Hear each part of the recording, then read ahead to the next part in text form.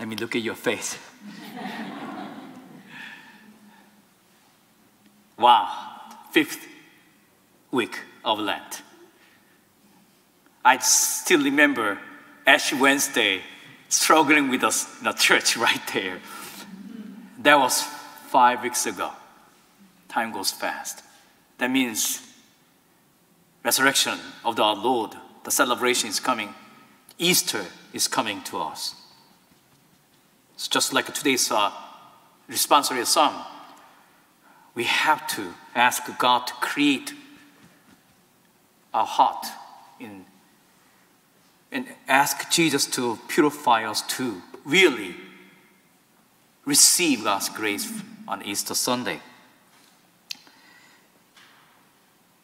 During the stay in South Korea last year, as you know that I took the year off to take care of my mom and dad.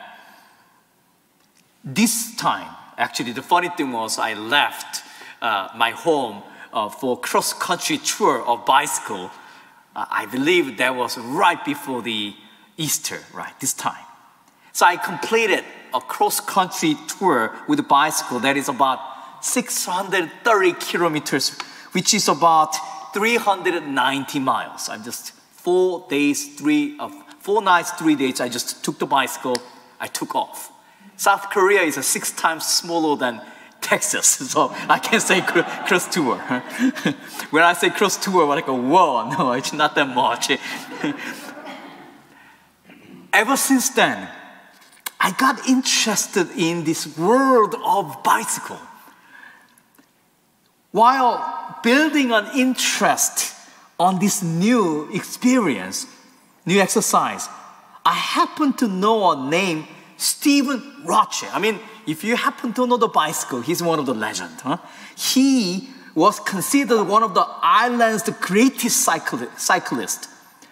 Wikipedia states that his finest hour came on the day he won the Tour de France in 1987, becoming the second of the only 2 cyclists to win the Triple Crown of the Victories. There are 3 world renowned, cycling competition. He won 3 of them.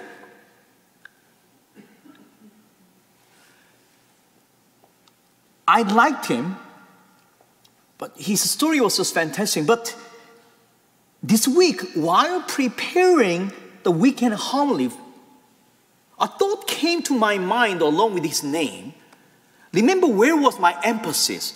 Finest hour. His finest hour came on the day when he won this Tour of France. Tour de France. When we think of the person's finest hour, we think of it in the worldly sense, worldly terms. When you hear the finest hour, how do you associate? When is your finest hour in your life? How do you associate that? We see it as an hour of triumph and glory, right? Triumph and glory. We tend to speak of it rather a glimpse way, like, when was your finest hour? Oh, I tell you what. Huh? We enter into this moment of joy, moment of, in a right way, pride. We concentrate solely on the hour of glory. We often forget the fact that in order to make that hour of glory possible, it requires many other hours of blood, sweat, and tears. The glory cannot be separated from the pain.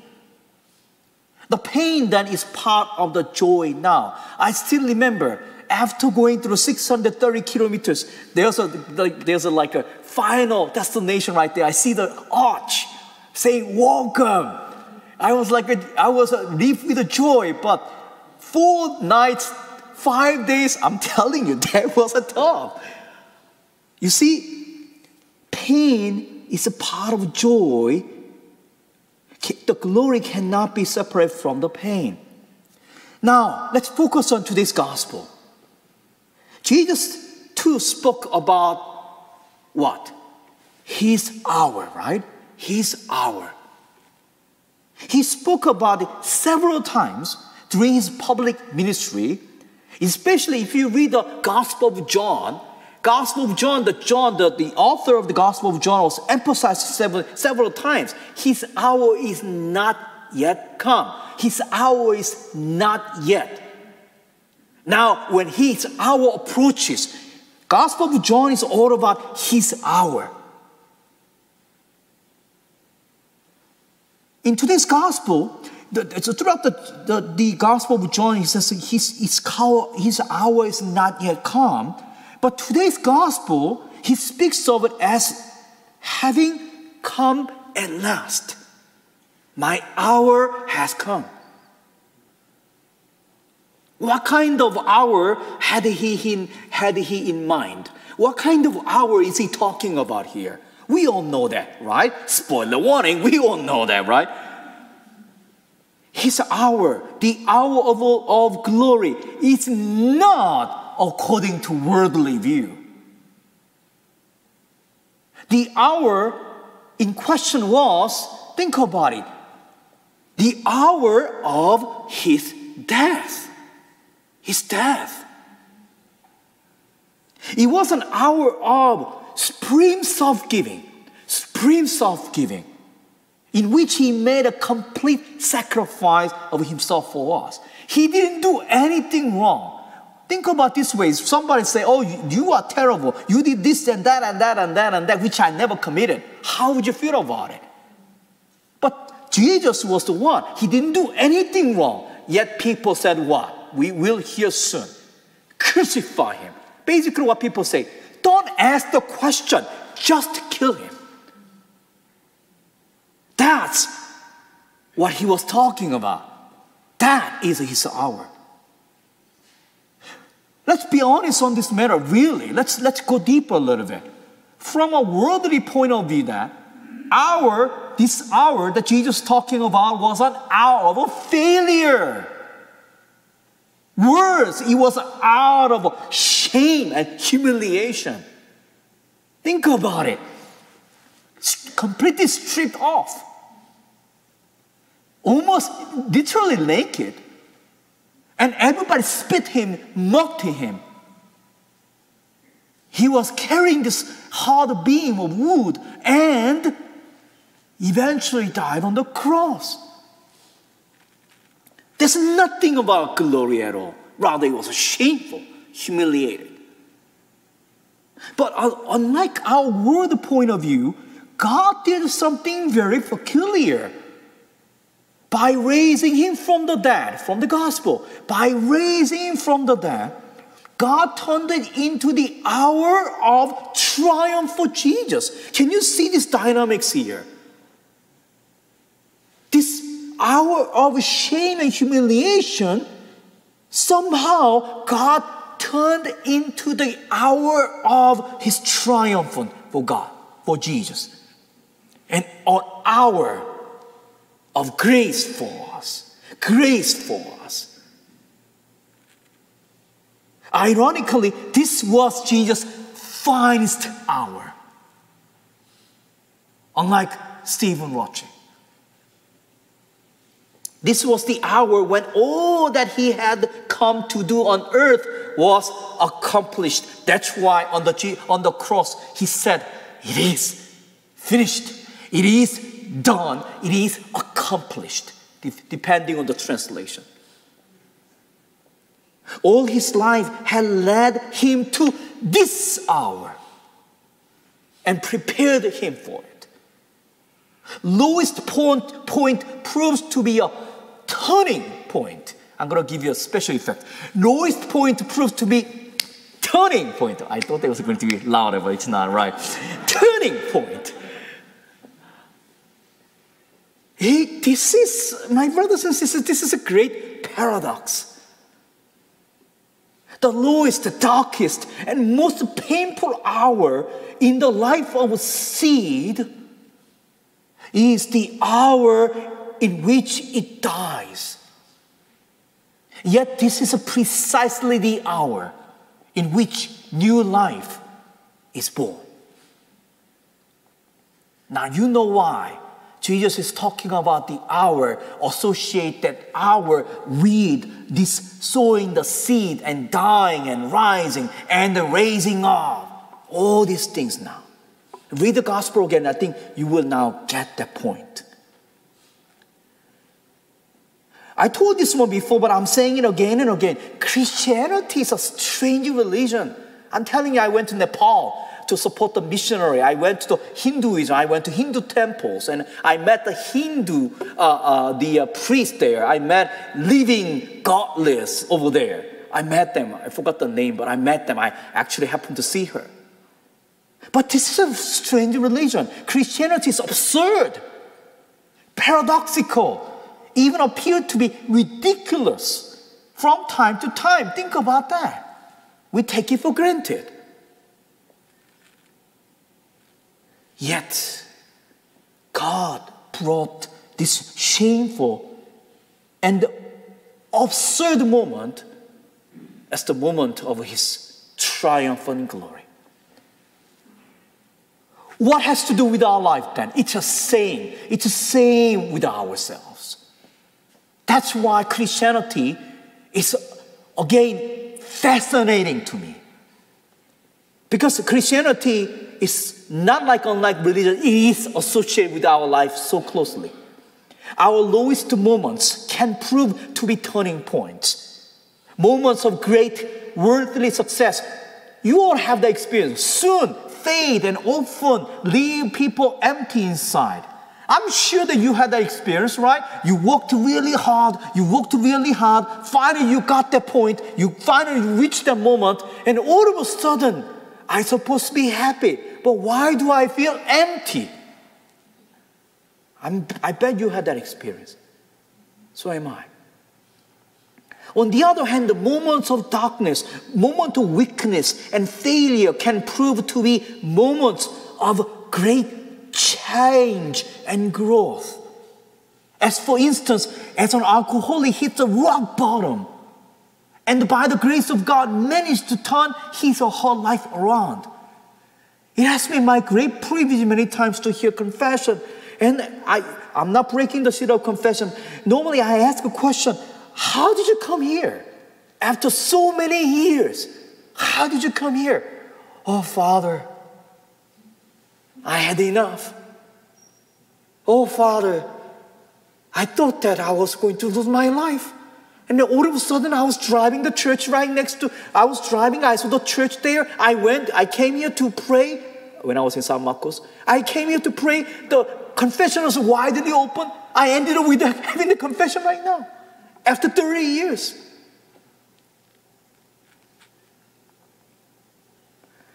Reflecting on what for Jesus was his finest hour will help us to evaluate our lives differently. Looking back on our lives, we will see that. The incident which seemed to be great failures were the incidents which shaped the lives we have now. Things that hurt us, things which hurt us, things which helped us, I believe, cannot be separated from each other.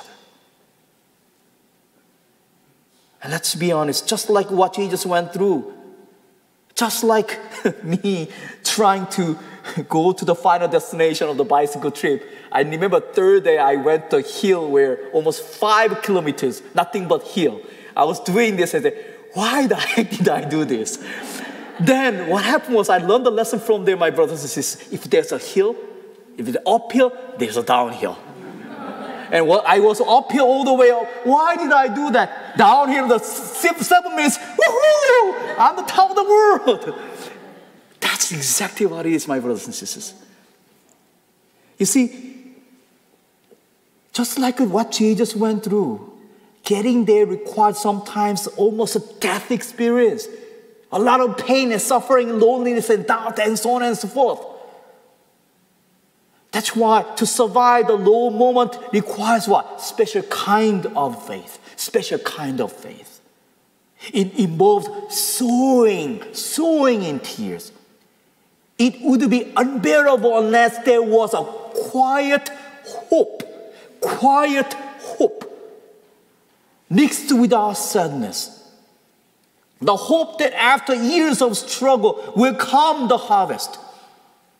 This cannot be seen at that time. It can be only seen in retrospect. I want to conclude the homily with this quotation here. I try to, I have a little what I call the illustration memo pad, or whenever I read a book and there's an awesome story, I normally write it down or copy and paste it, and I put it in my database, and then I pull out those illustration story. I got this one from somewhere. I could not find the source. So please do not ask me for source. But here's the story that I want to share with you. This is a story of Van Gogh, the painter, Van Gogh, right? This is what he said. All right, translation, but I found this somewhere. I don't know where the source is. I'm so sorry. But this is a quotation. You hear this one because you portrayed today's gospel so well. So pay attention to that. I know I have an accent, so I'm going to slow down.